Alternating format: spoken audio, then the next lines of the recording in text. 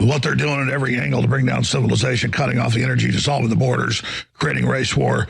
Their next moves will be cyber attacks and power outages. Globalists are going to cut our power off and say the Russians did it. It might be, hackers took down a part of the power grid. How many times have I said they're going to blow the power grid up and say Trump supporters did it? Well, tonight, the nation's intelligence agencies are warning of cyber threats and are urging U.S. critical infrastructure defenses to be reinforced. Homeland Security is warning of a potential troubling escalation in tactics from right-wing extremists. It wouldn't take much to throw the entire country into darkness. You've seen the FBI say the #1 terror threat is domestic right-wingers. Specifically advocated for the superiority of the white race. They've now defined it as fascism if you support President Trump. What do you mean by semi-fascism? You know what I mean. Fascist, pro-Trump paramilitary groups. And then now we start seeing headlines at the top of Drudge yesterday, imminent. Trump's calling for violence. Trump's calling for insurrection. Can you point out? Threats of violence from homegrown extremists are growing in the wake of the insurrectionist attack on the Capitol January 6th.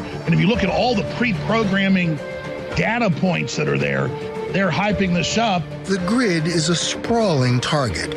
There are actually 3 in the U.S., the Eastern, Western, and Texas has its own. Should a transformer explode, the system is to trigger a localized grid-preserving blackout. But if several sections go down at the same time, the shutdowns can cascade like dominoes. There's a very few number of substations you need to take out in the entire United States to knock out the entire grid. Pay insufficient attention to the frightening scenario of a comprehensive cyber attack.